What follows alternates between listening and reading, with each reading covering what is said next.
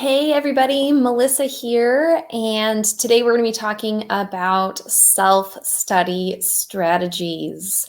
If you're out there in the chat, why don't you let me know, where are you being quarantined? Because it seems like these days we're pretty much all hanging out together online because we're all very much in our homes, doing school, doing study, thinking about AP exams, all that good stuff. So I'm gonna let me share my screen and get things going there. Now you can see what you need to be seeing. Awesome. Make that the focus screen there. Now you'll be able to see everything a little bit better. All right, so today I want to talk a little about self-study strategies.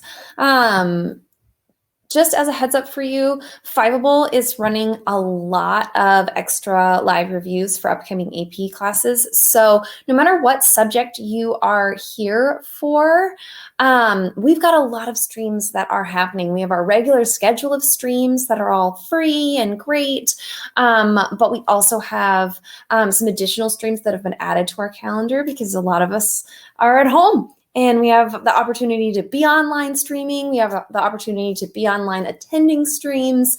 And this is a really great resource. I see a question already. I'm going to look at it. All right. Hey, if anybody else can hear me, I've got my audio. Let's see. Jada's asking if you can hear me. So if you can hear me, can you just give me a wave or something in the chat? Let me know that you can hear. Okay, so some folks are hearing me. So it sounds like, Jada, the issue may be on your end. So you might reload the window or something like that. I've had that happen occasionally as well. Hopefully you'll get it back together. Awesome. Thanks, folks in the chat. Let me know that you can hear me, that somebody's out there. If you want to stay in touch with Fiveable and see kind of what's going on, following us on the socials is a really great way to know what's coming up. I know that we have the Game of Fives happening all day today. The trivia in all different subjects that's going on. In fact, there may be a trivia running right now. I know there was one a couple of hours ago in AP World, which is the subject I teach. There's trivia later tonight for World again. I saw a whole big list that Amanda sent out. So following us on the socials is going to get you connected to any of the streams that are happening. Today, I want to talk about just a few things as you're putting together for yourself your self-study plan. A lot of you have relied on teachers to give you structure and planning up to this point. And that's awesome. You have some amazing AP teachers out there in all the different subjects. And maybe some of them are still able to give you that structure. You might already have transitioned to distance learning for your school or your district. I know for my school, we haven't transitioned to distance learning yet. We've needed a little time to put things in place in a really reasonable and equitable way for all of our students. So you may be in the boat where you're like, I have nothing from my teacher and I don't know if I ever will. Either way, it's not going to be the same as being in class today. You're going to have to get creative. You're going to have to complete your learning, and that can be a little bit scary. The good news, though, is that you have all of the skills that we're going to talk about today. You have been practicing them all year long in your various subjects, in whatever your school situation has looked like and does look like now. So we're just going to break it down and talk about what you need to do, especially in light of the fact that the College Board has made some changes to the AP exam, which they just announced today. And I am by no means an expert on what those changes mean for different subjects or for you personally. I'm not even sure what they mean for my students yet. We're still waiting for some of the details. But, right, it means that this time that we have, even with those changes to the exam format, the exam content, the exam date, even with all of that, we still need to be studying and planning and knowing what's going on. Hang on just a sec. I've got a kiddo that needs to talk to me. I need to do this lesson and then I will be quiet. So just go back to your room. Okay, bud, I will be as quiet as I can. Thank you for letting me know. Yeah, work at home parent. That's what's happening here. So hopefully this will be all right.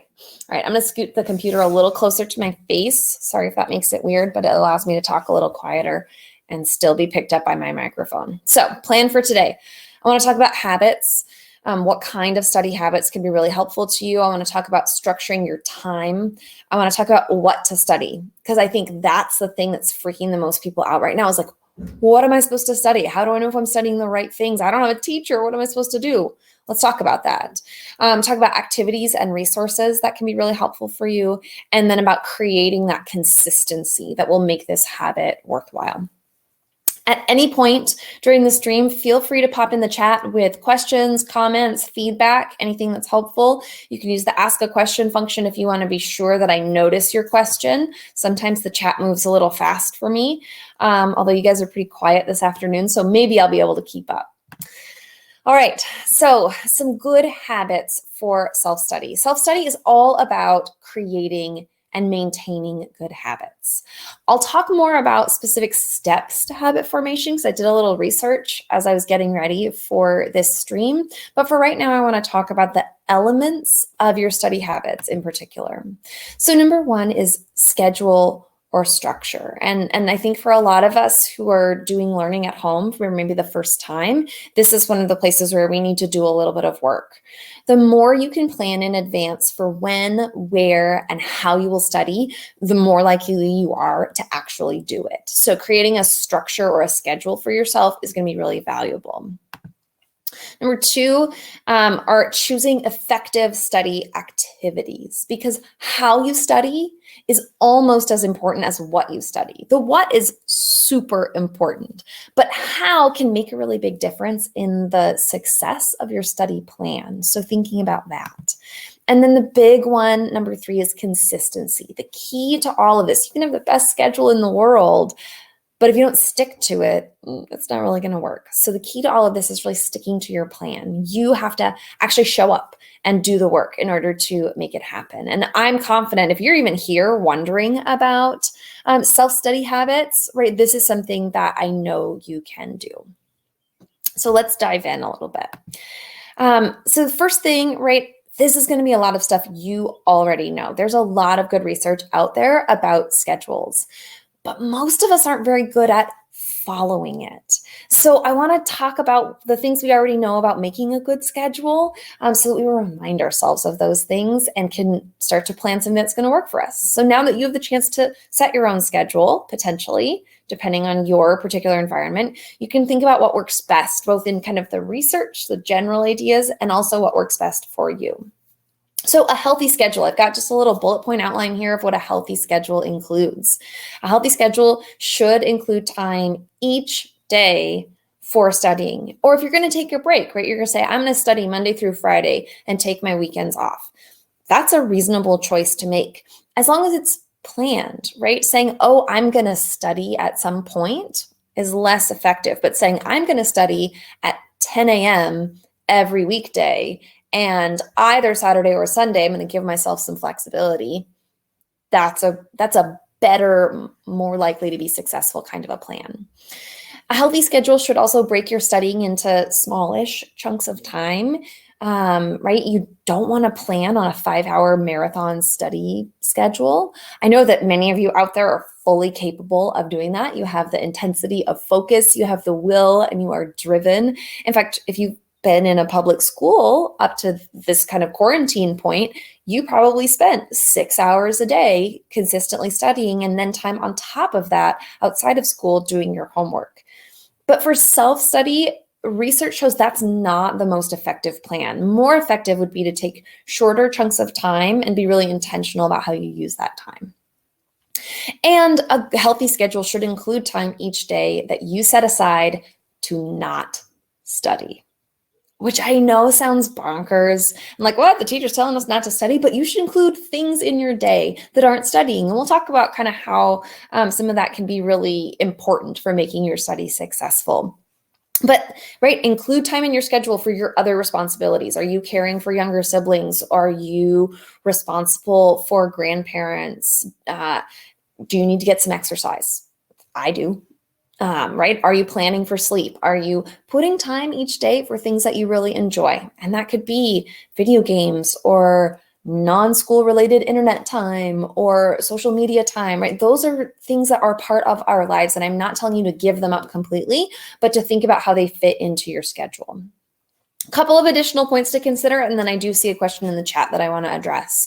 If you're studying multiple subjects, if you have multiple subjects you're trying to keep up on, multiple AP exams that you're considering working towards, start with the most challenging ones, the earliest in your day, so that they actually get done. Because if you're anything like me, you might start with the easy one, finish it, get to the hard one, and be like, oh, I don't want to do this anymore. I'm tired of studying. And then you never get to that really hard subject. So think about that, be intentional about that. In terms of time of day, pick a time of day when you are really alert and awake and prepared to study. It sounds like there's going to be flexibility in time for what time of day you take your AP exam. So studying at the same time of day as your exam isn't necessarily something you have to worry about anymore. So pick a time of day where it's actually going to be effective for you. And then come back to your studying, right? More than once. Maybe read or do one kind of studying for 20 or 30 minutes in the morning, work a couple practice problems after lunch, and then correct your work before you go to bed, right? Spreading it out, distributed studying is what it's called in the research, can be a really effective tool. So as you're thinking about your schedule, the more of these things you can plan for intentionally, the better off you're going to be. Your teachers spend a lot of time thinking this through and planning it out for you in your school day. And now you get to take on that for yourself and make it work for you. Allie in the chat is asking, how should I know when to review old material that I've already learned? I've seen videos about space studying, reviewing material a day, a week, or a month from initially learning the specific subject. Allie, that's an awesome question. Here, let me pull up my next slide because it might give me a framework to answer your question. So there's a study cycle. And this is based on work by Frank Christ. And so I want to talk through the study cycle, and Allie, hopefully I can kind of address your question and think about this. So the study cycle, and the way that it typically works, is you would want to start by previewing material. If you are at a place like my students are, where we covered everything that's going to be on the modified AP exam before our school was shut down. So my students are responsible for reviewing material. So previewing isn't so much about new material, but maybe about previewing the particular study task that you're going to do for that day. So you're going to, if you're looking at a review book, or if you're going back to your textbook, you can skim the headings and subheadings. You could look at pictures. You can look at vocabulary from your syllabus, your unit outline, or from a textbook chapter. But basically, you're trying to prime your brain so that when you see or recognize these things, or when you see these words or pictures or ideas come up again in your studying, they're familiar. You're basically tricking your brain into thinking that you're remembering something rather than learning it for the first time. Allie, if you're having trouble seeing the slides, try refreshing the window. Crowdcast sometimes does weird stuff, and I'm sure that about 1 million people are crowdcasting out in the world right now. So we may be a little bit laggy here, but the slide that I've got up is just showing kind of a cycle picture as I talk through it. If you can hear me, you're probably in good shape for getting an answer to this. The next step, right, in regular studying would be going to class. We're not going to class right now. We are reading, we are watching videos, we are doing study activities. So preview the activity, think about, okay, what is it that I'm trying to study here? What is it that I'm trying to review here? What is it, right? Thinking about what's my key vocab, those kinds of things. Then actually go do the thing. Watch the video, read the text, run the practice problems. Then after you've done that, you want to review your notes. Now, ideally, we want there to be a gap between reading or watching and reviewing the notes that you've created. You may be at a point where you're not reviewing, or where you're not reading and watching a lot of new content. You're really just going back through notes that you already have. So you're kind of skipping steps 1 and 2, and we're working through steps 3 through 5 in this study cycle. But you want to review your notes, and I'm going to talk about this more a little bit later. But as you're reviewing, right, think about how can you review actively with a highlighter or a different colored pen in hand to mark the key details in your notes, to annotate your notes with questions, comments, or connections between different topics. This is the point where you want to identify for yourself the places where you're stuck, or you can't figure something out, or you can't remember something, and you want to either ask for help or look things up that you don't understand and then write those clarifications into your notes. Studying in this model often refers to practice. So this is where, and we're going to talk about practice strategies about actually working problems, right? If you're studying for AP Calculus, you want to work some problems based on the content that you're trying to work through. If you are in AP Chemistry, again, working problems is probably really relevant. If you're in an AP History, practice and study might be writing short answer questions or doing a document analysis, those kinds of things. But doing that practice gives you a chance to apply what you've learned. And when you're practicing, my encouragement to you is to try your practice without your notes first. Challenge yourself to see where you're at, because if you totally blow it and you can't do it at all, or it's an absolute disaster, no one's going to see you. No one's going to know, right? This is self-study. So you have the freedom to just practice something and to see where you're at. Then you can look back at your notes if you need them.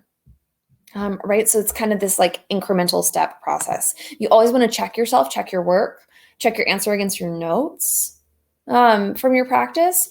If your notes aren't telling you for sure whether you're right or wrong, go back to your textbook, go back to your other source, get someone else to check your work and give you some feedback. This is a place where, right, we can leverage some of our technology and reach out to teachers if they're able to respond online, or to classmates or friends, reaching out to folks, say, hey, this was my answer.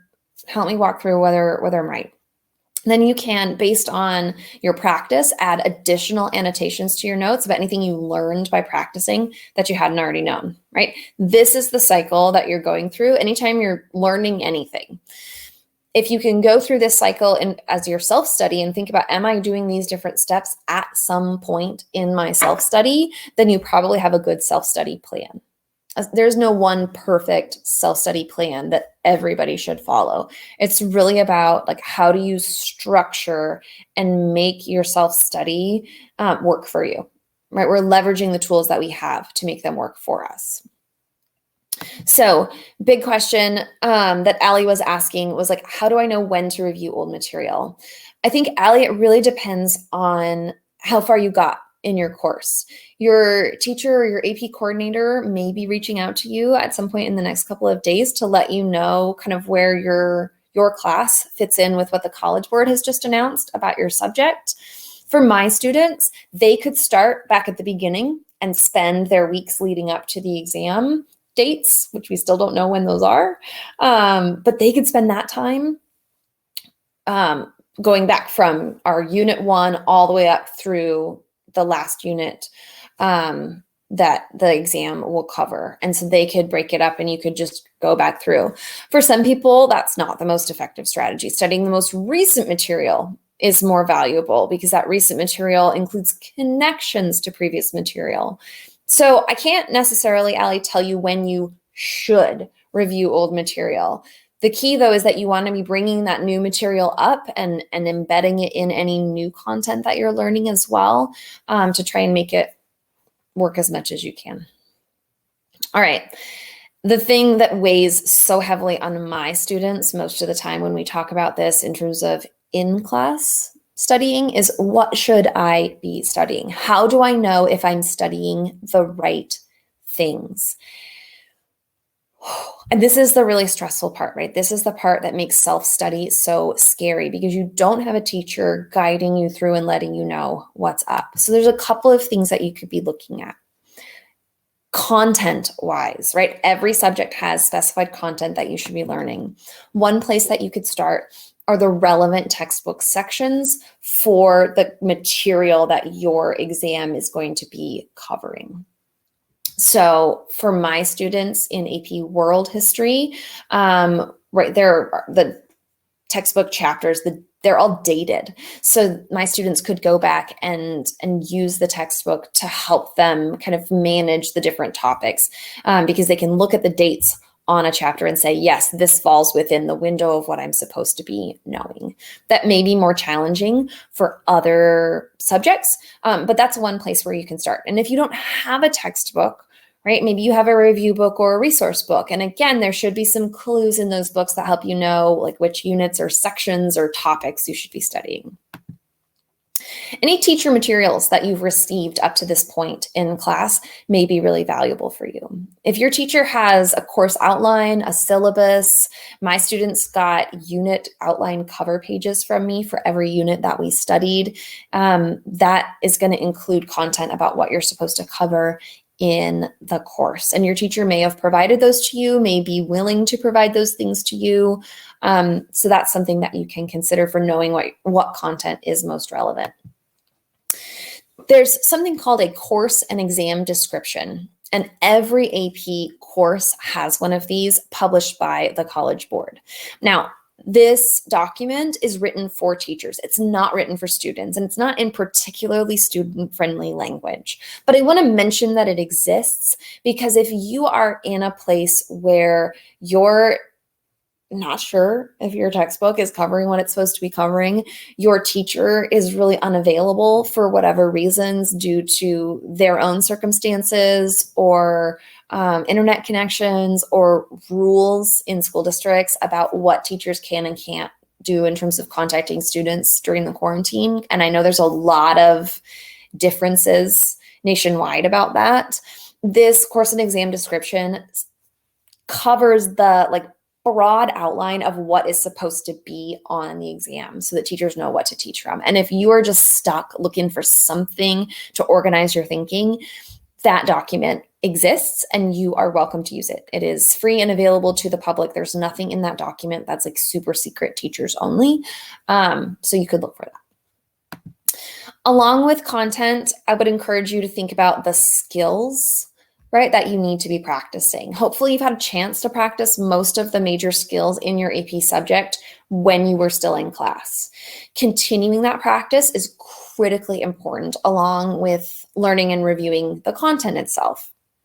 Pretty much every AP exam I know of includes multiple choice questions. And I don't know whether the exams will include multiple choice sections, but they may. So if you're going to practice multiple choice questions, right, consider timed practice, making sure that, because these AP exams, even though there's flexibility about them, my understanding is they will still be timed exams. So can you complete questions in a given amount of time?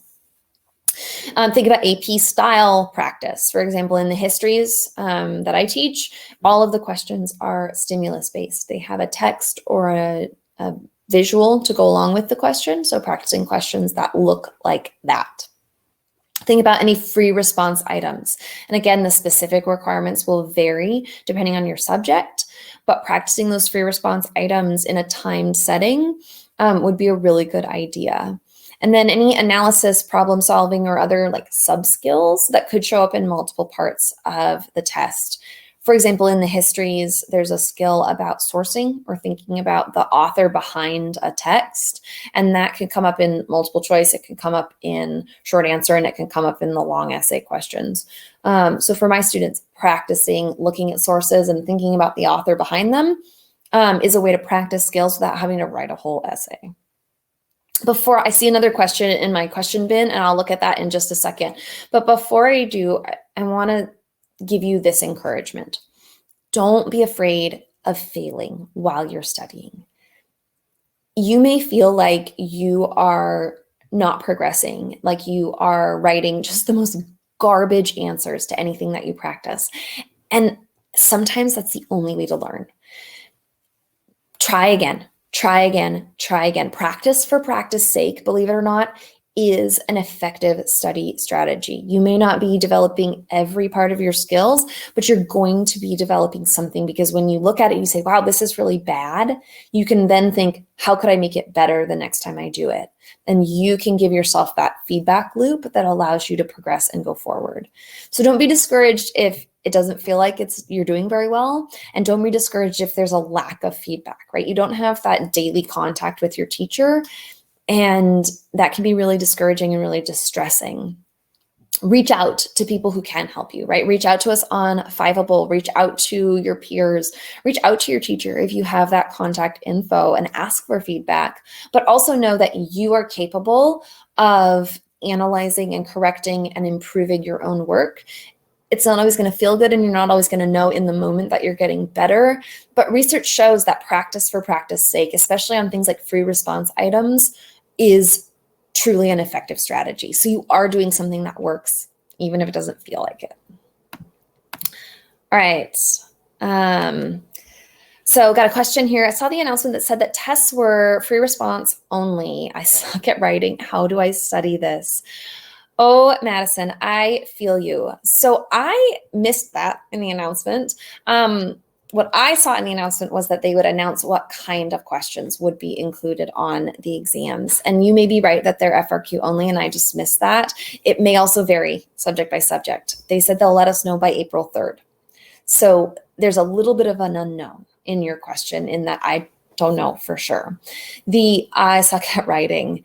I'll just kind of reiterate what I just said, which is practice. Practice is the way to get better at it. And that feels so counterintuitive. Like if I'm bad at it, I'm just going to be practicing badly. But there's a lot of different ways to be bad at something, and a lot of them can be overcome by practice. For example, one of the things my students struggle with on a routine basis is finishing on time. Right? They say to me, Mrs. L, I suck at writing. I can never finish one of these on time. Okay, great. That's really good to know, because you can practice with a timer, and you simply set yourself a timer and you say, I'm going to complete my answer. And I'm not going to worry about whether it's a great answer and whether everything's correct about it yet. I'm going to just write to time. And if that's the thing that's really stressing you out, that's the thing that you can practice. If the thing that's stressing you out is, I never have enough detail in my answers, I really struggle with including details, right? So you find yourself a practice problem, you write the answer without your notes, then you go back to your notes and you say, oh, what details or answers, details or examples, there we go, that's the word I was thinking of, could I include in my answer to make it stronger? And you've done some self-correction, you've done some self-study. Also look for opportunities from your teacher or your class or here at Fiveable to do practice writing, right? There may be some streams where you get to do some practice writing. There may be some, I know on the Fiveable community, we've been uploading short answer questions for AP World, and students are getting teacher feedback from those. So there's lots of different tools you can use to practice writing. Allie's asking me what subject do I teach. I mentioned it before. I teach AP World. So I can't speak a lot to what the exams necessarily look like outside of the histories, because all the histories are very similar in their exams. But I know a little bit about what's happening with some of the other subjects. And I don't know what's going on. Madison's asking, is Fiveable going to surprise us with art history? I have no idea. I know we've been talking about art history for months, and I don't teach it, so it's not something I can offer as a stream. So I have no idea. I guess keep an eye out. You'll never know what Amanda's going to pull out of her magical hat sometime. All right. So once you've thought about like, what are you going to study? What skills, what content are you going to study? It's about choosing strategies. Like, how are you going to study? My advice to students is always the more active that you can be mentally, if not always physically, while you're learning, the better that you're going to learn. So doing something to study is always better than just, I'm going to review my notes. And I put that in air quotes, and that's not really fair, because sometimes reviewing your notes and just looking at them is all you can manage on a given day. And I don't want to discredit that strategy. I do want to say that there are probably more effective strategies. And so again, I would say choose strategies that work well for you, choose strategies that challenge you a little bit, especially challenging you to practice skills that you're not very good at yet. Oh, I've got another question here in my question box that says, you may have talked about this, but should we still follow what's on our calendar when it came to homework? That is really going to depend on your subject and your teacher. And I think I recognize the name here. If you are in Mr. Underland's class at my school, pause on the calendar. We are going to give you updates as soon as we have a full grasp of what we need to do. We are meeting about that. And if you are in other subjects and other schools, I would say worry less about a calendar and more about matching up your studying with what's going to be on your AP exam. Again, hopefully your teachers are able to communicate that with you as soon as possible.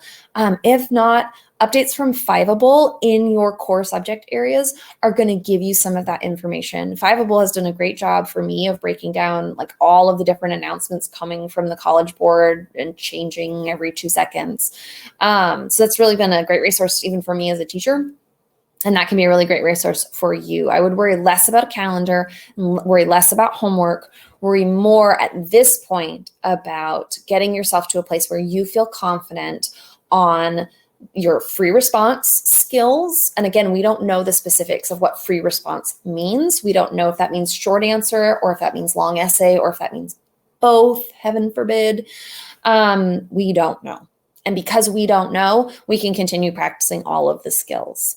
Because we don't know yet, we should focus on doing as much as we can to be ready for whatever it ends up looking like and staying tuned for that information. I hate answering questions with we don't know, and I know this is really frustrating for a lot of you, so I really appreciate that you're hanging with me and that you're asking these questions. I wish I could give you all of the specifics and all of the details, and we are working towards that as much as we can. And we just ask your continued patience. And I say we, meaning like literally every AP teacher in the country. This is something that is hard for us, just like it's hard for you. So as you're thinking about studying, what are you going to do to study?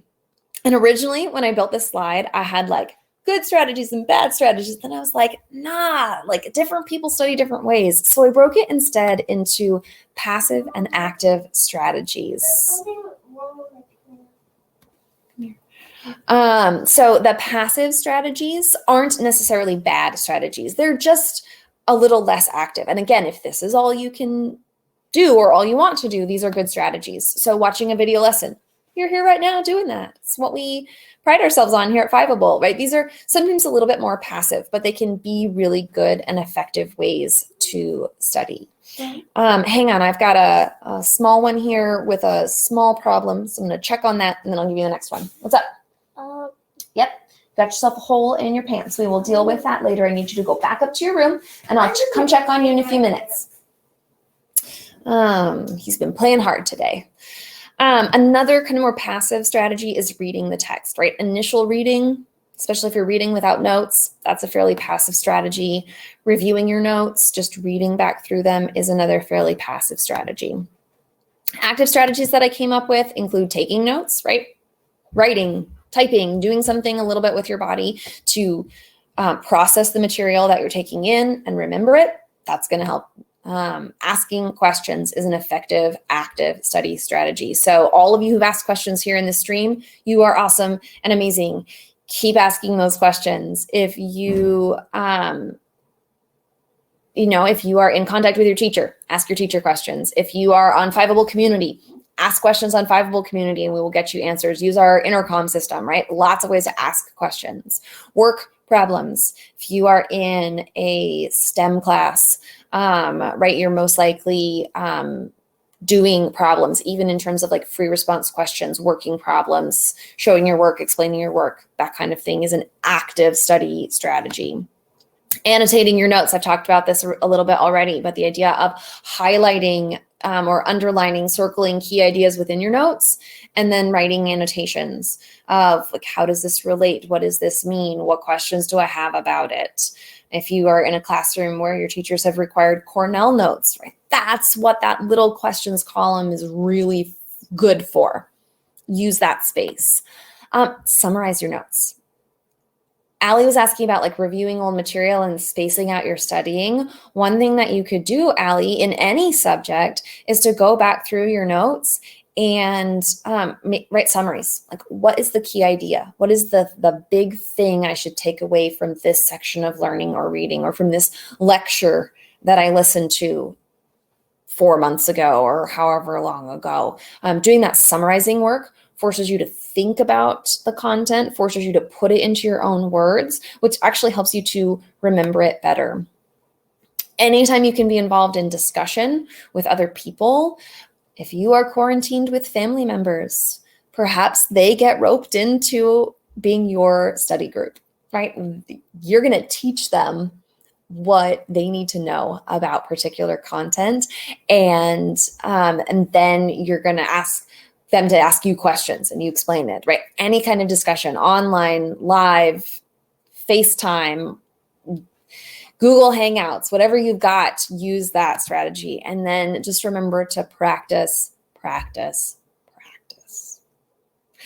Okay, what did I miss? What other study strategies would help you really engage with text that you can do at home? What did I miss? Anything? I'm sure I missed a lot. It's a quiet chat today. That's okay. If you have other ideas, feel free to drop them in the chat and I will shout them out and make sure that other people get the advantage of your brilliance, as well as, you know, me being here doing what I do. Remaking your notes. So that's not one that I often recommend because I always assume that my students are in school 6 hours a day and then trying to study at home. But if you are at home and have time, if you have notes that were garbage when you took them, right? They're hard to read, they're hard to understand, you didn't do a very good job on them in the first place, and you want to remake those notes, that could give you a chance to reorganize, restructure them in a way that makes more sense to you. If you took notes in a Cornell notes or outline format and you really hate that style of note-taking and you want to remake them into a thought web, that's a really valid study strategy. I wouldn't remake them just for the sake of neatness unless you're struggling to reread your own handwriting. But if you want to remake them and create them in a new way, that's definitely a good way to go. All right, Allie's dropping some knowledge and a link to the College Board. The College Board exam is now only 45 minutes for AP World, focusing on units 1 through 6 online. And the dates for the exam still to be determined. There'll be 2 dates that you can take the exam. And that's true, broadly speaking, for most AP subjects. The idea of 45 minutes, the idea of 2 test dates, 2 options for taking the exam. The time periods or units that you're covering varies by subject. So thanks for dropping that link if people want to go read more details about that.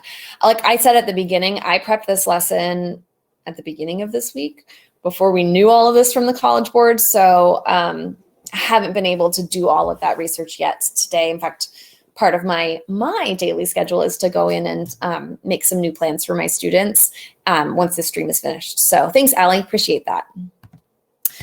Resources to help you study. Right? If you've got a textbook, you can use that to help you study. If you've got a review book, you can use that to help you study. In my opinion, the best review books are the ones that include content overviews and opportunities for practice, like practice questions. Those are great. So I'm not going to recommend a particular brand, but right, anytime you have content overview and practice questions, you at least have some kind of structure to work with, which is really great. If you're ordering a book, it may take a little while to come. Amazon's not shipping very quickly on what they're calling non-essential items. But if you can get a book, choose one that's going to give you practice questions, practice problems with some kind of annotated answer key.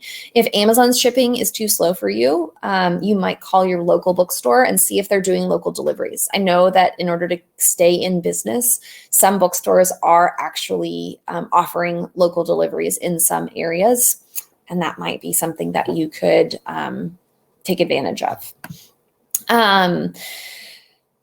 For video content, right? Choose sources that you can trust. That's really, really key. I'm going to plug Fiveable partly because I work here, but also because I know that the people Fiveable hires have met some pretty high standards in terms of their teaching ability, in terms of their experience with the course content.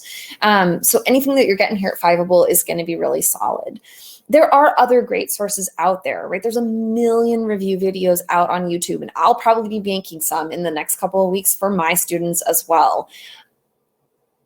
And some of them are good and some of them are not so good. So really think about, right, do you know what experience this person has? If your teacher who you love and think is awesome is making review content, that's content that you can trust. If it's someone else's teacher, maybe check and see, how you know that they're legit. A lot of folks are, some folks are a little less so. If there's a live stream, right, feel free to ask questions. People asked me earlier, like, hey, what do you teach, Mrs. L? I teach AP World. So that's something that I can give to you.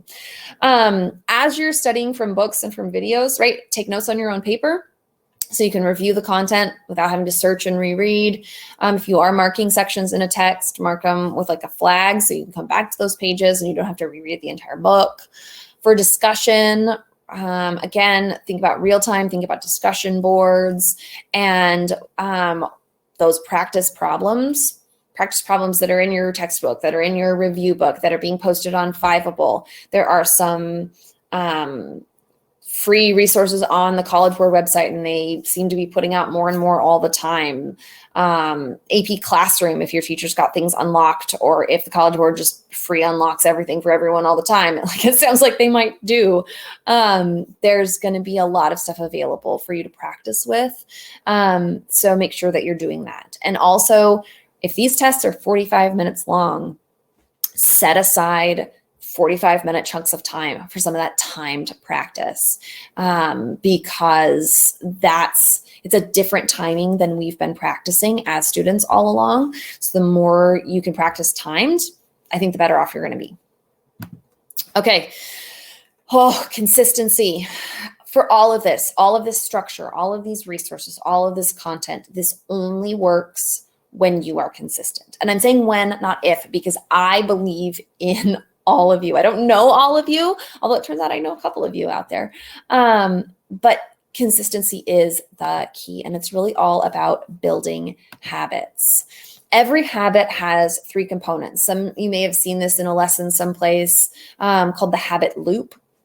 But the idea here is that every lesson has, every habit that you have, or any habit you wish to create, needs a cue, right? What signal, in this case for your studying, what signal is going to help you know that it's time to start studying? You could put an alarm on your phone. You could put a Post-it on the mirror so when you wake up first thing in the morning, you could say, my cue is going to be, I finish breakfast and then I study. So it's not about like certain hour of the day, but about like the routine, the pattern of my day. So that if I decide to sleep in, I'm not late on my studying. I'm going to sleep in, I'm going to eat breakfast, and then the next thing I'm going to do is study, or whatever works for you. Once you get the cue that tells you what to study, the routine, right? And this is why I've been saying that active tasks are really valuable, because you want to have some sort of concrete thing you are doing to study, because that way you know when you're actually doing it and you know when you're finished. Studying needs to have an endpoint, because if you just kind of study throughout the day in a lackadaisical way, it's really easy to not actually do any studying. And then last thing, for the habit loop, right? The cue, the routine, and the reward. The habits that we build for ourselves have some kind of reward. We get something out of it that we want. And maybe you are a person who gets that good, warm, fuzzy feeling of knowing that you can check a box off your checklist or that you're that much closer to being successful in the exam. I am not that person. And if you are, that's fantastic. There should be more people like you who are just intrinsically, beautifully motivated. Some of the rest of us need literal, actual rewards. And this is going to feel maybe a little juvenile, but I want to throw it out there as a suggestion. What can you give yourself, right? Are you motivated by sticker charts? You're high school students. You're probably way above sticker charts, but I know that they're used for little kids because they're really successful. Being able to see the stickers, go across the page is really rewarding for people. If you are motivated by glittery stickers, make yourself a sticker chart. If you are motivated by food, some research tells us that's not the most healthy thing to reward ourselves with, but this is short term, right? We're not talking about like the rest of your life. We're talking about self-study for the AP exam in this crazy COVID-19 spring. If you want to give yourself a piece of chocolate every time you study, I say go for it. If you want to watch an episode of your favorite Netflix show every time you finish studying, I say go for it. If you want to play a level of a video game every time you finish studying something, fine, do it, right? Whatever is going to be motivating and rewarding to you. Because if the reward is motivating, you're going to want to do the routine when the cue tells you that you should. When that phone alarm goes off, you're going to be like, oh yeah, I got to study because then I get this thing that I really like. That's like the habit loop that we want to build for ourselves. So you're going to have to take the responsibility of thinking through what's going to make that work best for you.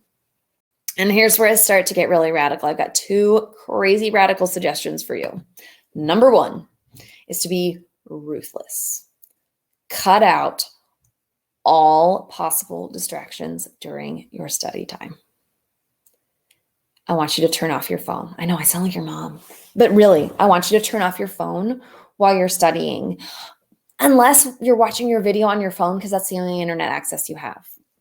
Can you silence your notifications, right? What can you do to effectively turn off the phone part of your phone if you need your phone to study? But if you don't, or if you're using a textbook, or if you're practicing on your computer for a timed test, put your phone in another room.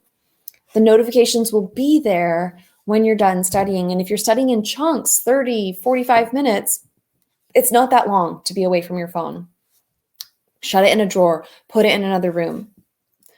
Close the door to the room where you are studying so that you're not being interrupted. I've been interrupted twice during this stream. I should have gone in a different room where I could close the door and lock it and be by myself. But right, like put yourself in a place where you can focus on what you need to do. Help yourself in that way. Quit any other programs. Close all the other tabs on your computer. You can save the tabs and come back to them later. I'm a person who has like 15 tabs open at a time. Even right now, you just can't see them because I'm not sharing them all. But right, if I was really seriously studying, I would minimize the window with all of my like fun tabs and open a brand new window that just has my studying in it. And I've literally done that when I need to study or work on a lesson that's really important. So be ruthless. We're going to be testing from home. So you're going to be allowed to listen to music while you're testing, which is new. I was going to say turn off the music while you're studying, but choose the level of volume that is reasonable for you. I think there's going to be some limitations on like what you can listen to, whether you can have headphones in, that sort of stuff. It's going to be different from our original testing environment, but I think there's going to be some restrictions on that even for the AP exam it's totally a guess. I have no idea. But so you might practice studying in a quiet space and see if you can make that work. But my first radical suggestion is to be ruthless. My second radical suggestion is to create accountability. It's scary to ask who can help you stay accountable to your plan, but accountability builds consistency. And accountability means being vulnerable. It means that someone else is going to know whether you're really doing the thing that you said you would do. It means if you aren't doing it or if you can't do it, you might have to admit that to another person and ask for their help.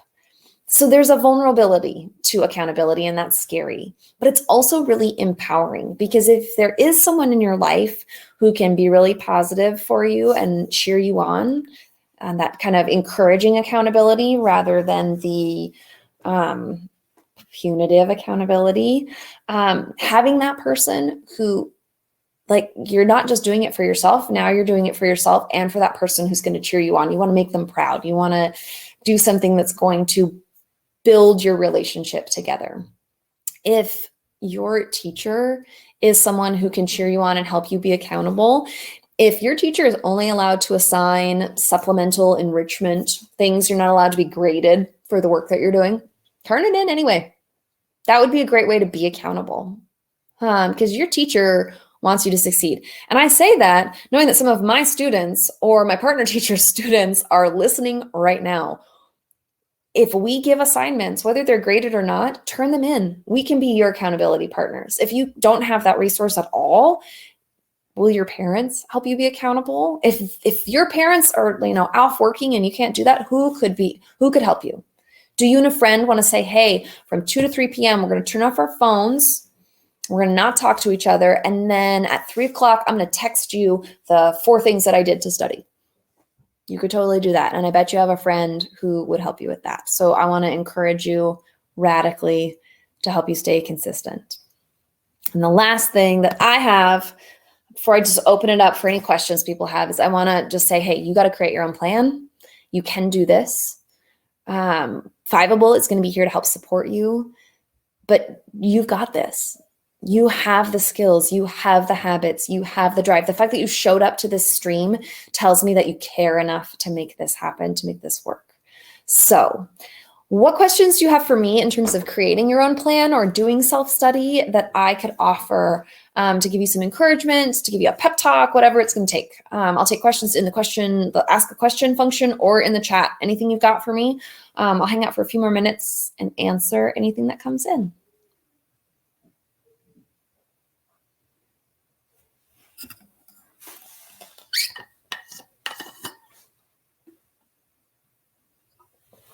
Allie, always coming through clutch for me with questions and info. I love it. Allie's question is, how long should breaks between studying be? If you were learning new content, if for some reason, Allie, your class hadn't covered, say, Unit 6, you might want a longer chunk of time between learning new content and reviewing it again, because your brain needs some processing time for that. Because you're reviewing content, ideally, that you have already learned, I want to suggest that breaks between studying could be as short as a couple of hours, or as long as, you study once, you study in the mornings and then you wait till the next day and you study again the next day for a little bit of time. The idea of breaks is about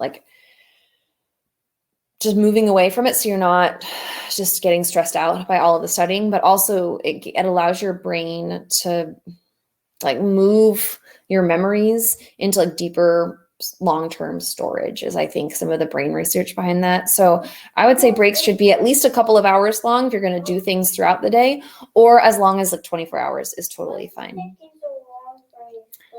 Sweet boy, I need you to go back to your room and I'll come talk to you in a few minutes. I'm almost done with the kids here. Okay, and I'll come talk to you in a couple minutes. Go on up. All right, I've got another question from Madison. Any advice if you have to look after or help teach a younger sibling while trying to get work done? I feel you. I mean, clearly, I am trying to get work done with young people in my house. This might be a time where you enlist your parents in helping you create that plan. It might mean, if it's possible, for you to wake up early before your parents leave for work so that you can have some uninterrupted alone study time, or you plan some of your study time for after your parents get home in the evening. And again, they can be responsible for that care part and you can be responsible for your own work.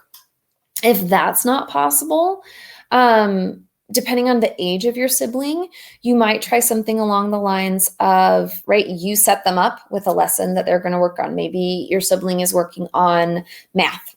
So while your sibling is doing math review, working a problem, maybe you are writing a short answer, because that might be a 15-minute. Like, you work on your math problems, I'll work on my short answer. When the timer dings at 15 minutes, then I'll stop my writing and I'll look at your math problem. And it may mean that you're studying Madison and others in this situation is more distributed, more spread out throughout the day. And that's going to be a challenge. You may also enlist your siblings as study partners with you, that you say, okay, I'm going to help you with your reading homework, and then you're going to listen to me teach you about the Silk Road or whatever it is that you are studying. And you get to review and study by teaching them history content. It may not be what they're supposed to be learning, but it's a way that you could trade that off. It's not a perfect solution, but I think that's maybe a good starting place. If anybody else has advice or ideas for Madison about what's working with young people around in your house, I was trying to do this stream during my children's nap time. They are not sleeping, so we're having just the reality of being interrupted today. And I think that for some of you, that's also going to be your reality. And I want to encourage you to just persevere through it. It's not easy, but it's worthwhile. Just like you all are worth me being here and doing this with you. Any other questions?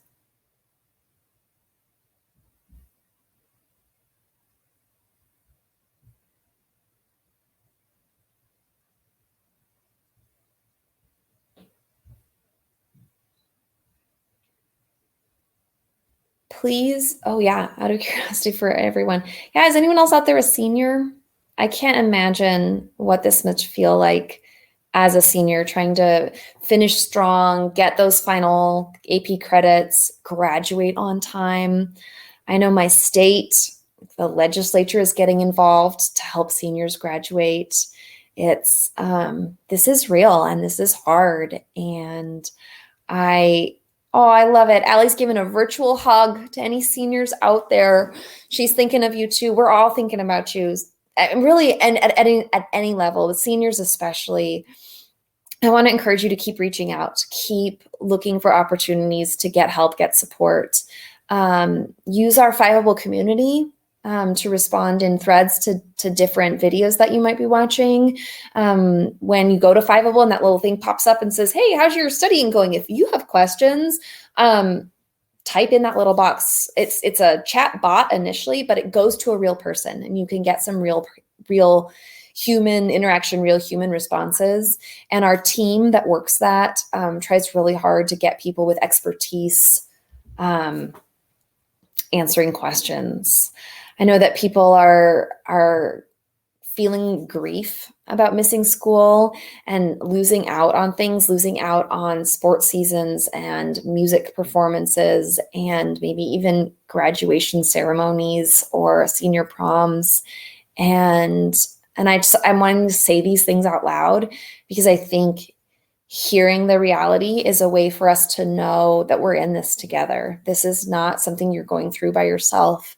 And we may not all be feeling it in the same way and going through it the same way, but we are all going through this together and we want to support each other. It's part of the reason I love being part of Fiveable is there's a community of people who care, and we care about you as humans, as people, as much as we care about you as students. And I very much hope that you're feeling that kind of support from your teachers and your schools as well. And if you're not right now, it's probably not because they don't care. It's probably because there are some limitations on what they can and can't offer. And hopefully they'll be able to offer more in the coming days and give you some more of that support and encouragement. And we can't replace the things that we're losing, but we can be together with one another. We can offer that support for one another. So I want to thank everybody who came out to the stream, either live or if you're watching this in replays. Thank you so much for being here, for sticking with this, for going through all of this together. I hope that this was a good reminder of things you already know how to do. And I hope that anything new that you learned is encouraging rather than discouraging, and that it can help you to move forward in creating a self-study plan that's going to help you feel empowered and successful. Because that's really the goal here. So thanks so much, everybody. Come back for streams in all of our different subject areas. If you're in world history, I hope to see you in some of those streams coming up soon. And take care of yourselves. Take care of the people around you. You're awesome out there. Goodbye, everybody.